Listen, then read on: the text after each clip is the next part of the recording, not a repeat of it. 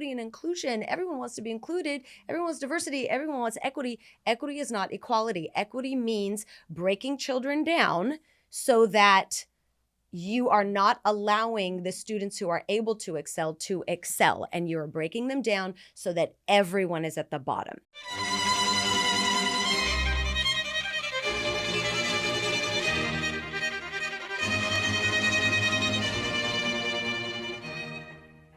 Hello, everyone. Thank you for joining me on today's episode.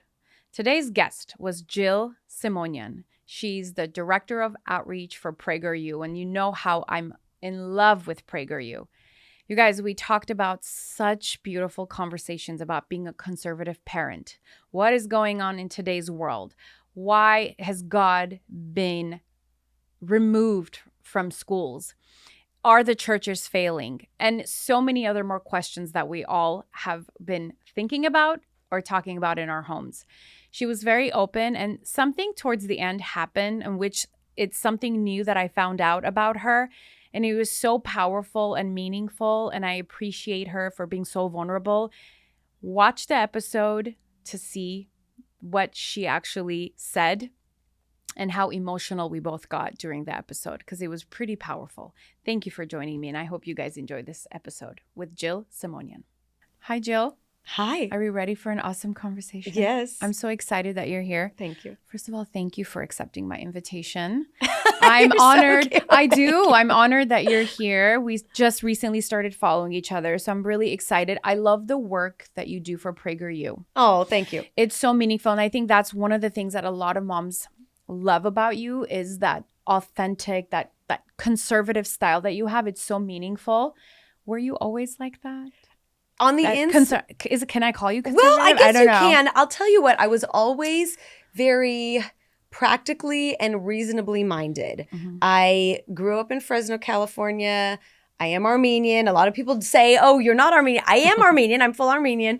My great-grandparents came to America in the early 1900s, so my family was in the Central Valley of California for about 100 years, and then I went to UCLA, and I always maintained that traditional way of thinking, traditional values of, being happy and proud to be Armenian and excited about my heritage and all the richness that our heritage offers, but very much equally American, where my family was always very proud to be American, always relished American values, stood up for American values and traditions. And I was raised that way.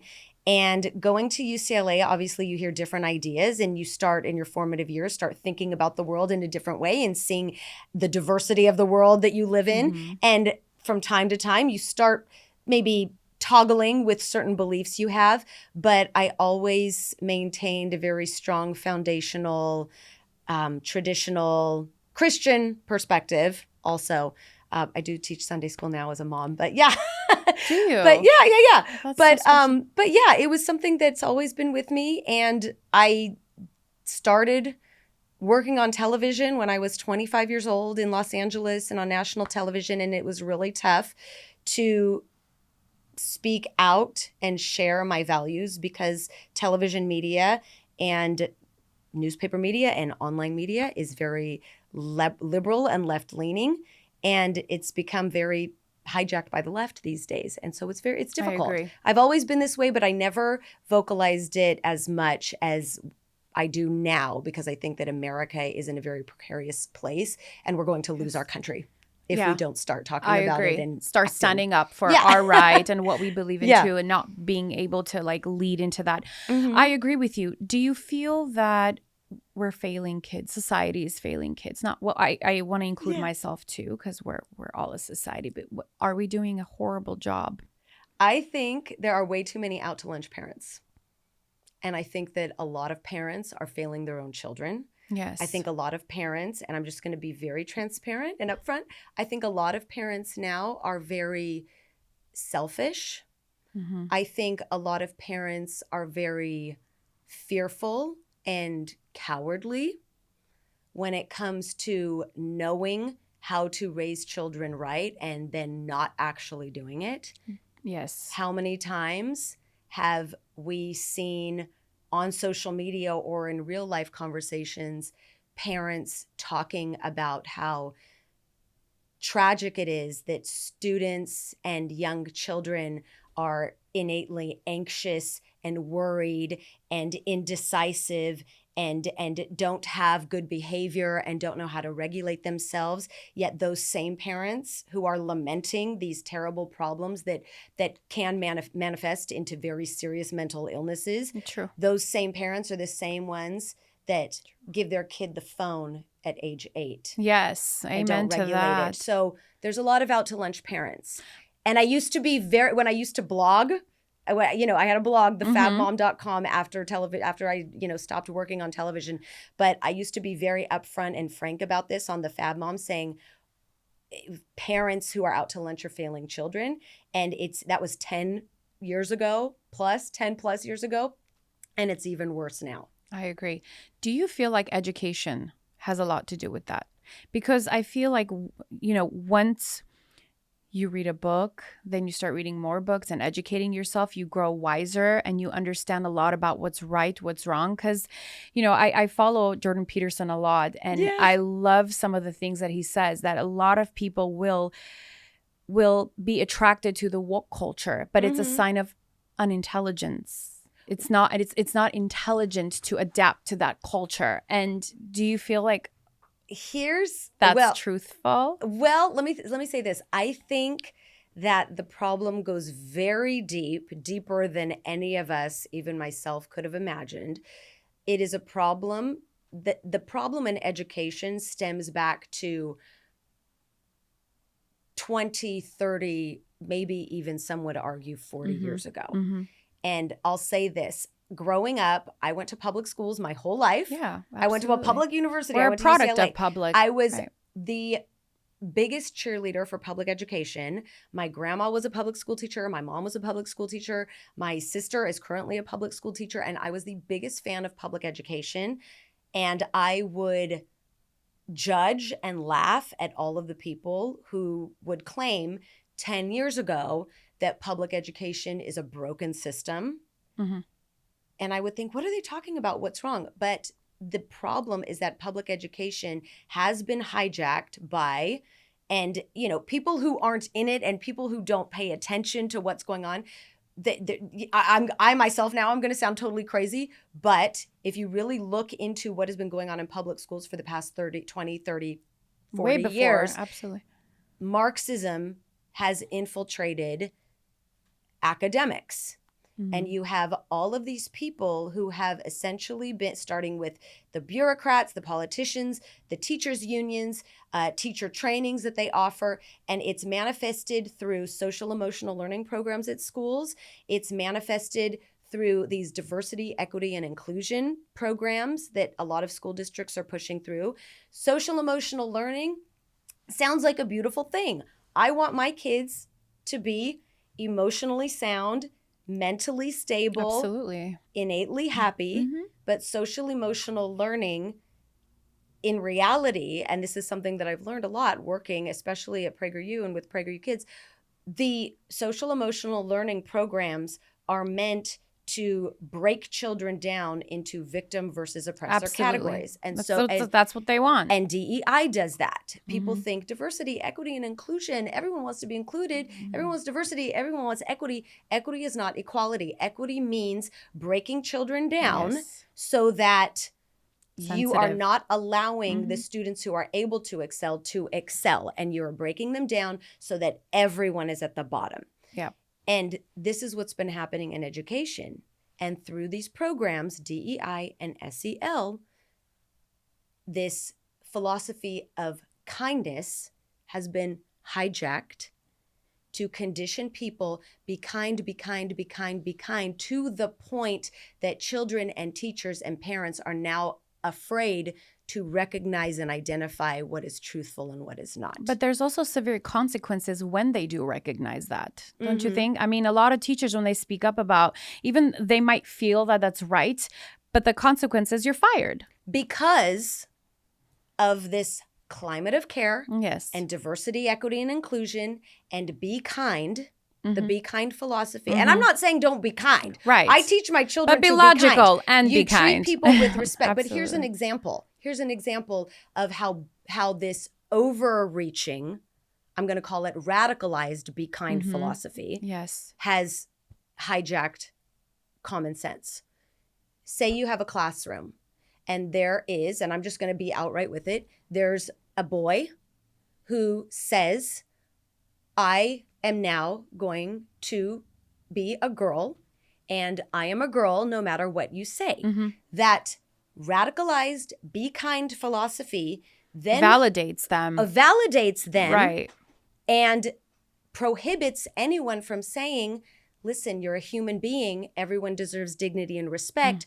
But you, young man, are not a female. Yes. So that's the problem. But a lot of therapists also validate those feelings. Right. Feelings. Which shows how deep and wide this problem is, because the medical profession has been hijacked. Correct. It is. All professions have been. Name me one institution that has not been ruined by leftist ideals. I don't know of any. Yeah. You can't. I don't know of any. You can't. And they all have a say. And it's in our schools. Yeah. And the problem, they're going for the kids. They're going for the future. The problem with speaking up and being truthful now is that too many people, myself included, were asleep about what was really going on under the surface for so long. And now those of us who are speaking up and saying, okay, everyone deserves to be treated with dignity and respect. However, this is age inappropriate to force onto children. Now we're all being attacked for being what people would deem as unkind, because this be kind philosophy, radicalized be kind philosophy, has just overtaken. It has. Truth. And a lot of parents agree with this because their children are experiencing those thoughts and those feelings, and they get so incredibly defensive when you tell a parent, I understand, I understand, but we need to understand that also this is just development, that you cannot allow a 13-year-old child to change their body parts. They haven't even gone through puberty yet. Right. They're just confused. Guide them in a different direction first, and you get dinged for that. You get your license taken away for that. You get all these rights taken away for that. So it's just really sad, and it's really difficult. Scary. It's very scary. It's really scary. And that's why parents like us are gravitating towards private schools. I know. Which again, I agree with you. I'm a product of public. I rooted for public school, but you see all this happening, you're terrified. It goes against your values, your morals, your culture. Yeah. What you stand for. And we have to teach our children what is truth and what is fiction.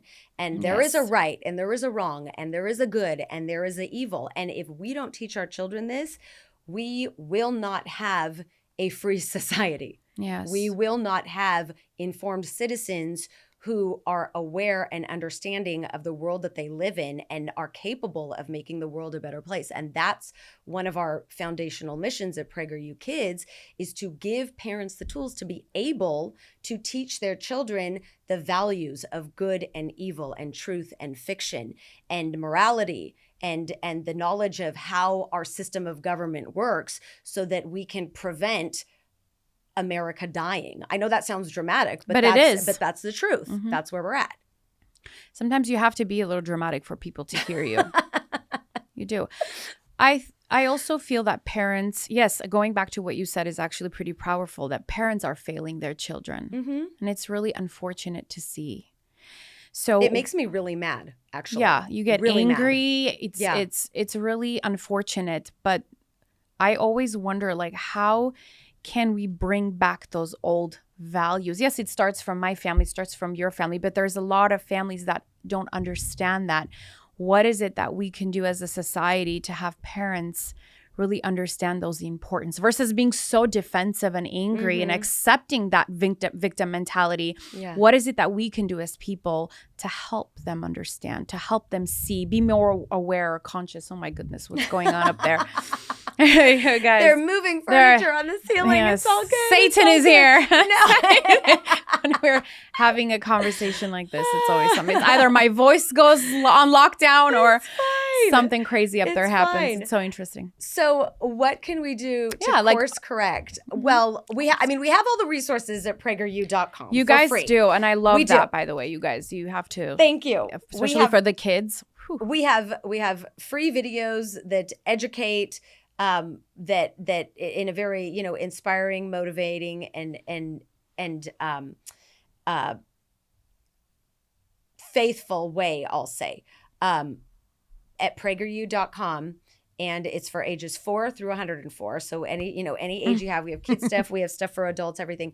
But I think the main thing that we can do is to stop being afraid. We always say that bravery is probably the most important character trait that will carry people through hard times. True. And maintain a free society. We have to be brave. We have to be brave as parents against being judged. So what if someone judges me about something I may say that's truthful? Why do you think people are so scared of that? It's this people-pleasing behavior, yes, but there's more to that. We're always scared to speak the truth. Like, I know a lot of people, once you start saying no, that this agenda is not correct, and when there's somebody else with more liberal mentality starts talking, they tend to die down and be more agreeable. Right. They're afraid because it's overwhelming. Then you have to kind of explain and justify yourself, and people don't feel comfortable doing that. I know, and it's very hard. It's very hard. How do you do that? I want to know. Because I'm sure you get that a lot. I don't care anymore what anyone thinks of me. I love that. You shouldn't. I don't. I've reached a point where shouldn't. I've accomplished certain things in my life. I'm very grateful. I am constantly saying, thank you, God, for this day. Mm-hmm. Thank you for giving me the blessings and the gifts that I am able to use. Use me, show me how you want to use me to perpetuate this, to perpetuate truth. And I think that it's harder. Let me put it this way.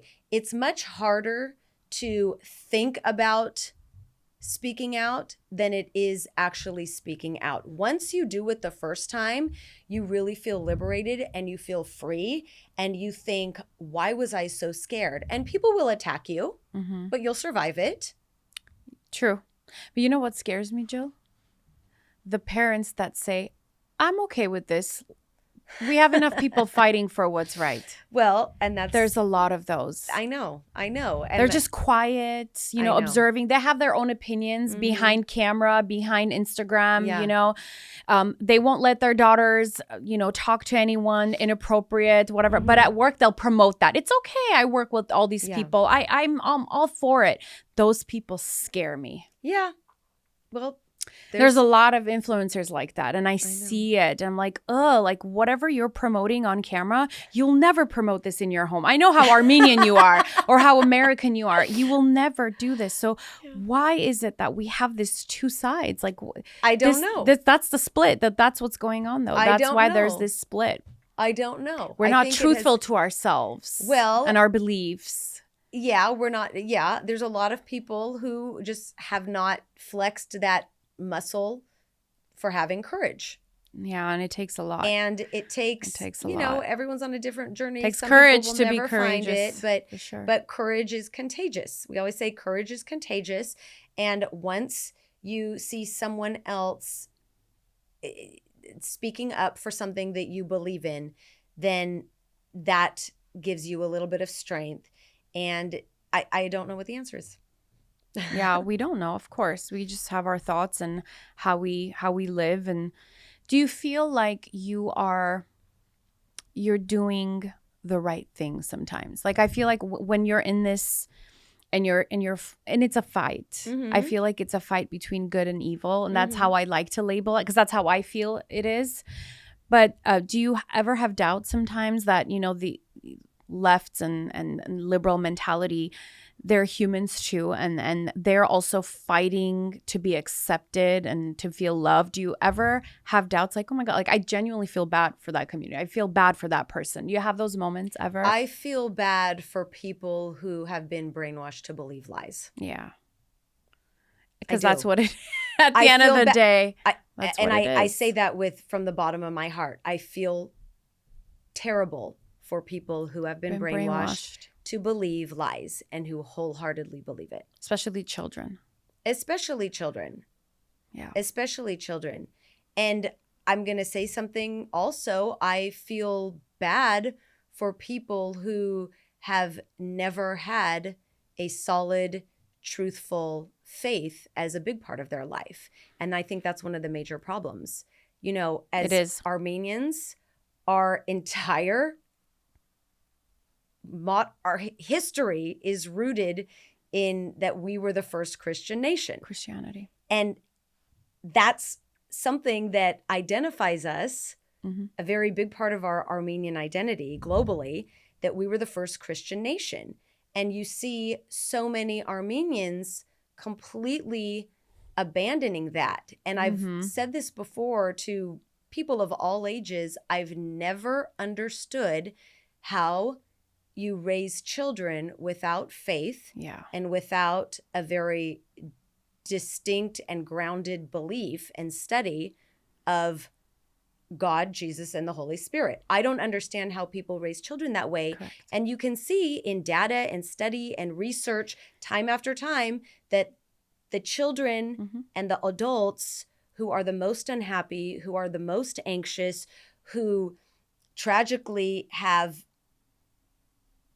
a lot of internal conflict in their lives that they can't seem to resolve, it's because it's correlated with the fact that they were not raised with a rooted foundational belief 100%. in God. I'll tell you something. That's actually a topic I wanted to talk about. I'm so happy you're going there. But years ago, I worked for a nonprofit organization, and I was a case manager there. I was getting my PhD. I was in my PhD program, and I was working for homeless population, and we were housing the homeless. And so I got written up pretty badly and almost fired because I had said, you know, you guys, and it was a group of us, we were just having a conversation, and I said, you know, look around you.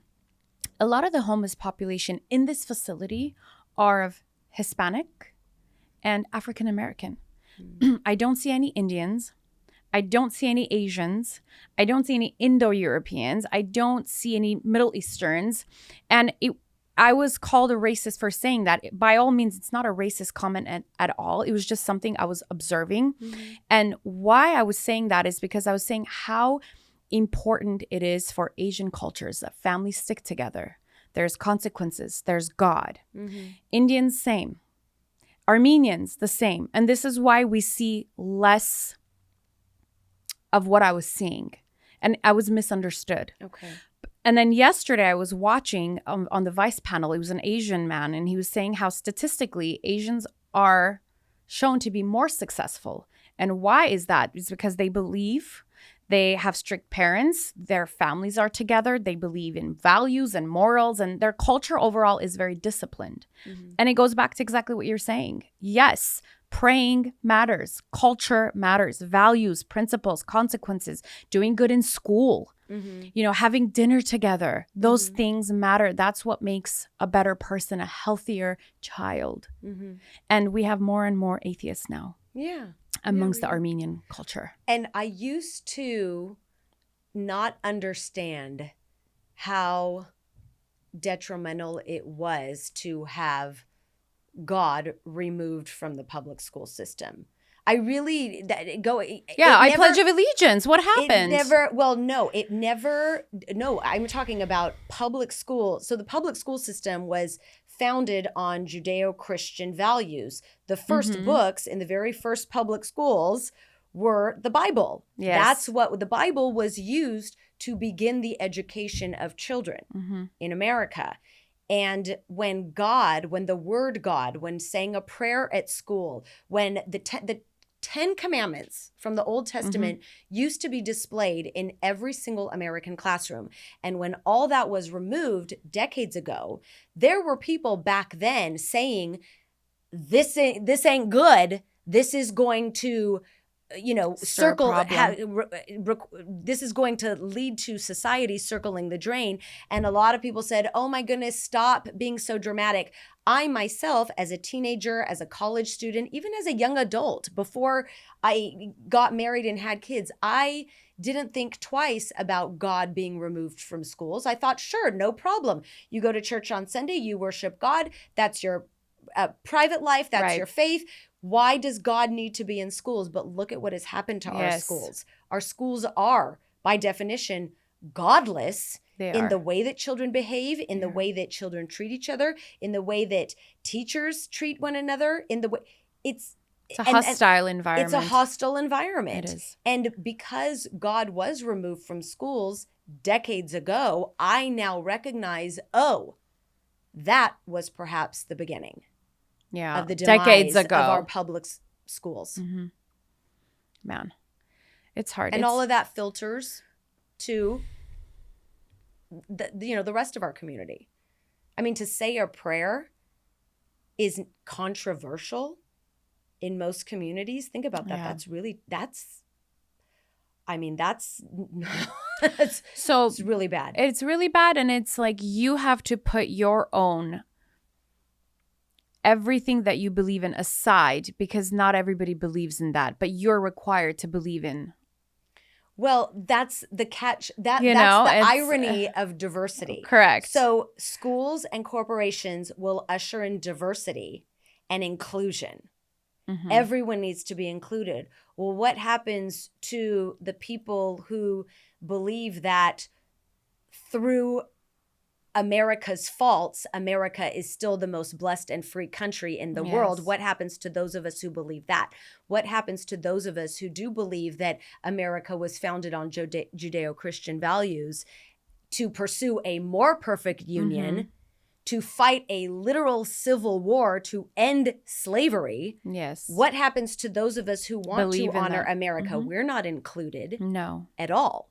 At all. And I don't feel included. I don't know. Do you? We're not. No. Well, that's the irony. That's where you look and say, diversity, equity, and inclusion is not actually true inclusion. Exactly.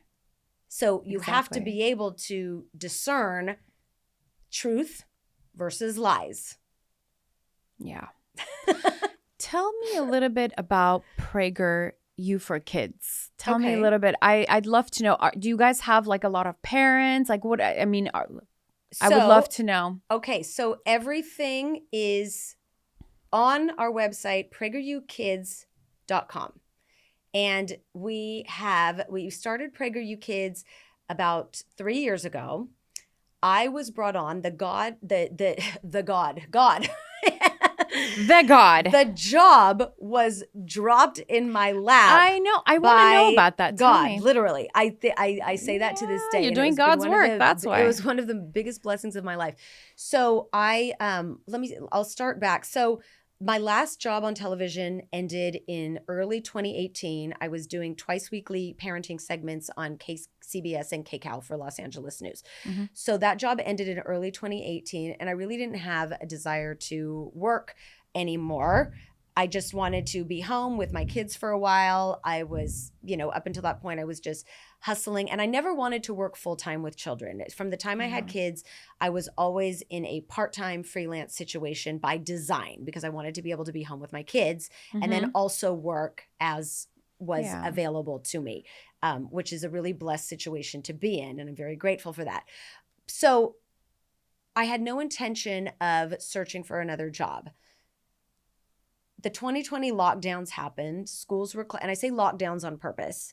So schools were locked down. Everything was locked down. We were all told that we were not able to go anywhere. About 6 weeks in, my husband, who is actually a surgeon, said, this isn't making sense. I know what's going on at Huntington Hospital in Pasadena. I know what's going on at Cedars-Sinai. I'm getting all of these reports, and none of these lockdowns are making sense at all. And so 6 weeks in, he told me, we're not doing this anymore. And I said, Wow. okay, you're the medical professional. You're the trained reconstructive surgeon who got part of his training at Harvard. You know what's going on here. So he said, we're not doing this anymore. We're not feeding into this. This is far overreaching than what is actually truthfully happening. And as the data started adding up, regarding elderly versus children versus masking versus not masking versus all of these things, I spent most of 2020. So from May 2020 moving forward, I suddenly became very vocal online for the first time in my life about overreaching politicians and unjust mandates, and how masking children was one of the biggest crimes against humanity, and how having the schools closed was brutal, abusive, brutal, all of that. All of Absolutely, the above. 100%. And the CEO Torture. of PragerU started, I guess, seeing a lot of my commentary This online. is Dennis? No. Her name is Marissa Streit. So Marissa Streit is the CEO of PragerU. She's incredible. And she saw what I was talking about online, and out of the blue, she sent me an email and she said, I want to talk to you because we're going to launch a family version of PragerU that we don't even know what it is yet. And we want to launch this family version to start creating videos so that parents can educate children, their own children, about how our system of government works, about American values, about the ideals of freedom, liberty, in God we trust, e pluribus unum, out of many one of our American mottos, so that we can raise children to have critical thinking skills against the lies that are often thrown at us. And so I said, sure, I'm happy to jump on board. And so I started working full time, and I essentially co-created the program with Marissa. And we started with a storytime show based on American values, which is called Otto's Tales. This is one of our books. So now we have more than 25 books for young children in this Otto's Tales series. It's all about American values, hard work, responsibility, having pride in Are our those for American me, by the way? monuments. You can definitely look at them. I have to take them back to the office. But so we started with a storytime show, Otto's Tales. I then created another show called Craftery, which was doing a craft while teaching bits and pieces of introductory American history for young learners. We've now expanded. We have 9 different series about civics for all different age groups, kindergarten through 12th grade, for civics, financial literacy. Everything that needs to be taught in public schools. That should be taught in public schools. You are doing that through so Prager. It's on our website, and we have over 500 videos. I've for seen kindergarten through 12th grade. We have, it's really, it's incredible. Yeah, and cancel out Netflix. And absolutely. Well, let's educate. Yeah, we like to say it's that we're educational, the answer. meaningful. We're the antidote to anything educationally woke. So, yeah, we're really proud of it. Are you happy? Really yeah, I'm really happy with it. I'm really happy. I feel very lucky to be able to use my experience in media and as a mom to try and offer something that's good and educational, that teaches children about good character, that gives parents resources for how to bring up different topics with your kids that you otherwise might not know how to bring up. And that is the most important thing, because a lot of parents are so afraid to tap into conversations with their kids because they don't know how to talk. Like I just yesterday, I was talking to one of the parents, and she's like, you talk so nicely with your kids. Like sometimes I overhear you talk to them. Aww. And my son, he's 10, and he's like, when he's always asking these interesting questions. And Noah, he asks pretty difficult questions. He's one of those kids. Good. Because he's exposed to a lot. You're trying to protect your kids, but there's only so much that you can do. So he's exposed to a lot, but he always brings the questions to me. Yeah. And I think that's one of the most important things that you can do as a parent, is when your child is brings home the questions. Yeah. It doesn't ask around. But anywho, she's like, I love the way you talk to him. And I think that parents need to not be afraid to talk about these topics. And I love that you guys introduce that in the programs. Yeah, we do. It's important. It's very important so that they don't get their information elsewhere. Well, one thing I always tell my kids. And get brainwashed. It's funny. I always tell my kids a couple things. I tell them, first of all, if you ever do anything that you think I'm going to get mad at, as long as you come tell me, you won't be in trouble. Yeah. And then, of course, there will be consequences. But you know, as 100%. long as you tell me, you have to tell me. And they've, up until this point, I mean, ages 13 and 11, they do. They tell me. Of and course. then I also say, ask me any question. No question is off limits. And so when they do bring up things that maybe I can tell that they're maybe embarrassed to bring up or scared to bring up, the first thing I say is, thank you for asking me that question. Yes. I'm so glad you asked me that question. You did the right thing. I am so excited that you asked me that question. And I make a 100%. big deal of it. You have to affirm that, yes, ask me all these things. Yeah. And then you answer them in an age-appropriate way.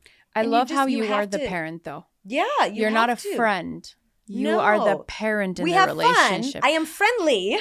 That's different, right? You can be friendly and you can Yes. lead the We do relationship have into fun. that when they're much older. Mhm. You have fun, absolutely. But some parents are so afraid to take the lead in that relationship. And that's what a lot of children are failing. I know. They don't have parents that have these agreeable friends Mm-hmm. in the relationship. So I'm happy to hear Thank you.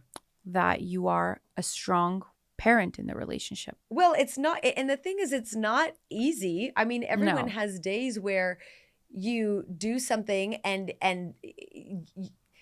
your kid yells back at you, "You're the worst." And you have two girls, Everyone- right? I do. That's I a do. little different. And then you say, and my answer to that is, well, it really doesn't matter because I'm the parent. Yeah, because I said so. It doesn't matter. And I always give a reason. And there have been many times where, in particular, my older one will say, I don't understand this. And I will explain it to her. And I'll say, here's why I said no. 1, 2, 3. That is why I said no. Yes. Yes, you explain to them. Yeah. You give them the details. This is which why was I comforting. said no. And the answer remains no. And then I usually throw in, and this is the comedy portion of it. I say, if you want to go find somewhere else to live, you're welcome to do that. Good luck in the orphanage. And then she says, no, I don't want to live anywhere else. I go, absolutely not, because you have it good, babe. Yeah, 100%. And then- I want to ask. It was such an important question, and it just how sorry. sometimes no, Yes. because the conversation sometimes it's so wonderful that you forget. Because I have so many things that I want to ask you. I think one of the things that I would. Oh my goodness, I hate it when this happens. It's okay. I just gave birth 8 months ago. Oh, you did? Yes. Congratulations. So thank you. I'm It's still amazing. mom brain. Oh, I'm it adjusting doesn't go to. away. I know, right? I'm It doesn't adjusting go to having away. 2 kids. Oh yes, I remember now. What is like one advice you would give mothers? Something that has made an impact on your life. Maybe someone's word, maybe your parent, mom said something that you took with you, like just meaningful advice for struggling moms that are struggling with balance and, the word balance that's Right. thrown around. Like you got to find the balance. Right. Okay. So what my mom used to tell me when my kids are little, my mom has since passed. My mom passed away about 6 years ago. Jill, I didn't know so that. yes, it's a whole other conversation. Jill, that's tough. Thank you. It's really tough. And I'm not sorry gonna lie. about that. Thank you. Yeah. I'm not gonna lie. It was tough. It was cancer. It was awful. But one of the things, and I miss her so much because now there's so many things that I need her for, that I need her voice. Encouragement, right? Well, just practicality, because she Yeah. always had an answer. She always had an answer for everything. And one of the things that she used to tell me when my kids were little, in that toddler phase, she would say a bunch of things, but the things that stick out are make a decision and be decisive according to the predicament and the information that you have. Once you make a decision, you've made the decision. Don't question it. Okay? Yes. Later down the line, you can always go back and redirect course, but make the decision, move forward, continue to move forward. Whatever the consequences are. I Yes, love that. And then she would also say, guilt is a wasted emotion. She would say, there's no, and my mom was not of the typical, there's a joke in Armenian families, Armenian mothers make you feel guilty. Everything. My mom, that was not my mom. Never. Wow. Nothing like that. Her philosophy was guilt is a wasted emotion. So that's powerful, Jill. Yeah, you make that, and that's not to say that you don't have conscientious feeling about what you're doing. I don't want to mislead people, but if you are feeling guilty about something, first of all, figure out if it's worth it or not. Most of the times it's really not worth it if you have made a clear and conscientious decision based in love and practical logic. But guilt is a wasted emotion. You can't spend your entire life feeling guilty. You have to keep moving forward. You have to obviously ask for forgiveness when it's warranted. I don't want to abandon, Absolutely. basic morality. But I think women and women impose too many expectations and needless, unproductive guilt on themselves. Yeah, the mom guilt. Yeah. Sometimes. So here's my answer. If you're feeling guilty I work really well in scenarios. If you feel guilty I'm trying to think of a scenario. Give me a scenario if you Are you having a mom brain moment too? I'm am. so happy I'm having not a the only mom brain one. Moment. Whew. If you feel guilty about working, then figure it out and figure out a way to either change your situation or stop feeling guilty. Don't be a victim. Don't be a victim, basically. Yeah, thank you. Thank you for the words. Don't be a victim. It's so ugly. It's such an ugly chair to be in, Jill. It is. Horrible. If you're saying, I feel guilty for working so much, either you're going to continue to continue working as you are, but you are going to say, you have to make the decision to not feel guilty, or you're going to say, this isn't right in the way that I am working, so therefore I'm going to change my situation and make it right. That's powerful. So you have to... And mom taught you that. Yeah, I think so.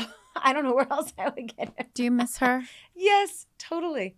Is it difficult losing a parent? It is. I'm sure it's difficult, but it's always interesting to talk to someone who has, because that's a different experience. I don't think anybody can understand what it is until they've gone through it. It is. When you go through it, it is a very strange experience, and it really changes you forever. How does it change you? It forever changes you. How has it changed you? So if you don't mind opening up about it. No, I'm trying to think of how I can articulate it, because my brain wasn't in this place today. So let me think. It changes you in a way that all of a sudden you are forced to grow up and be the adult. And that sounds very strange because, of course, we are adults. But I understand what you mean. Over 18 is technically an adult. But until you lose a parent, you don't understand what being an adult I think means. That's one of the philosophers, Friedrich Nietzsche. Oh, really? He talked about, he said, a man is not a man until he loses a father. Oh,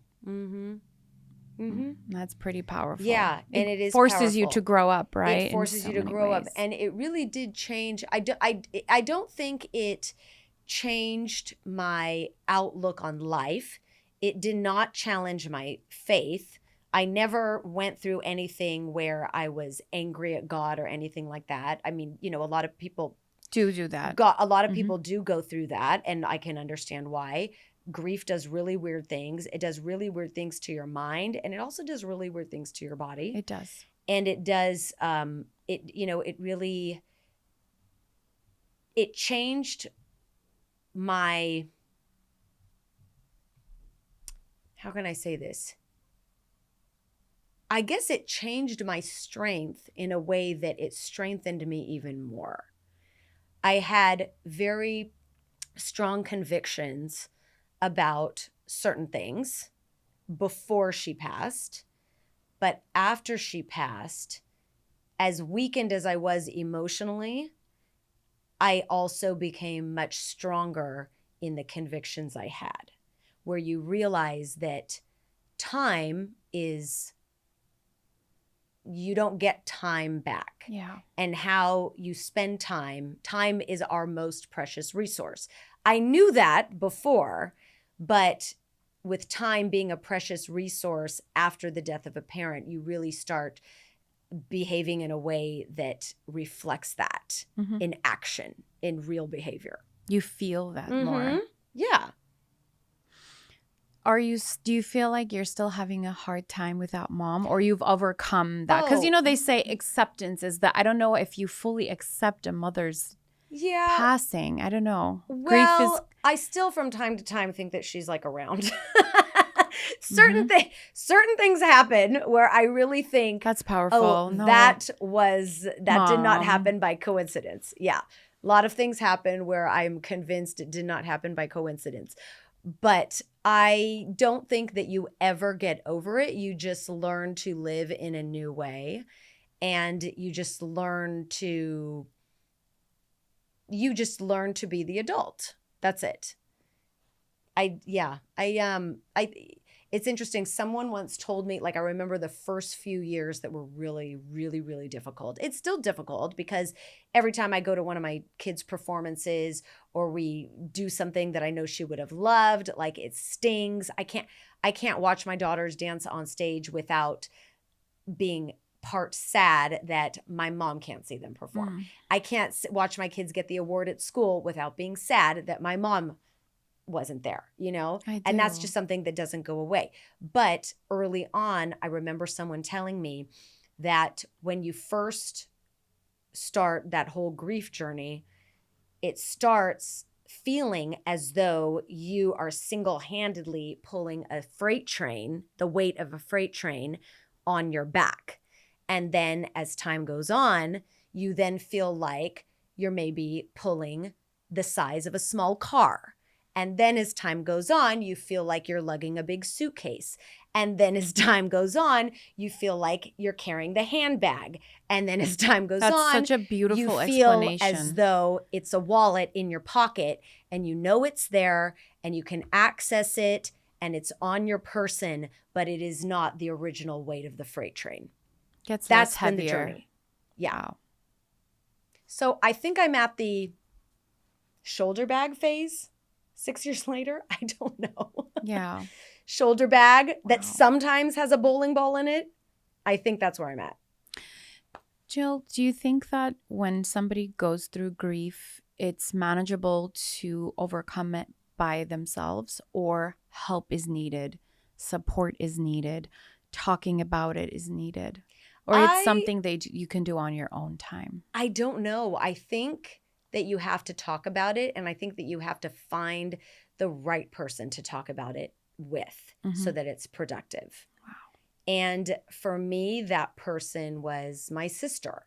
You have a sister? It was. And I think I was that person for her too. I think that because you have to be selective with what and who is going to be productive for you. And for me, it was my sister.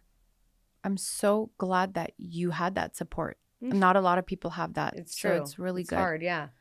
Wow, Jill.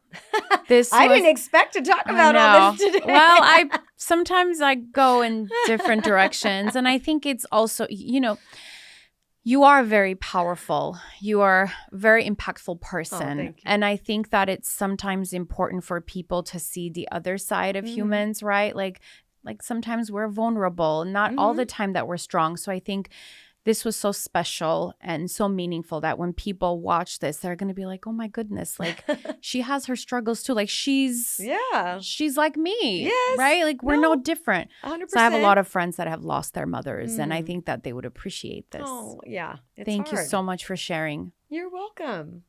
Well, it's been such a wonderful conversation. Thank you. No, thank you. First of all, thank you for everything. Thank you for all the work you're doing. And I appreciate you, Jill. I appreciate you too. Thank you.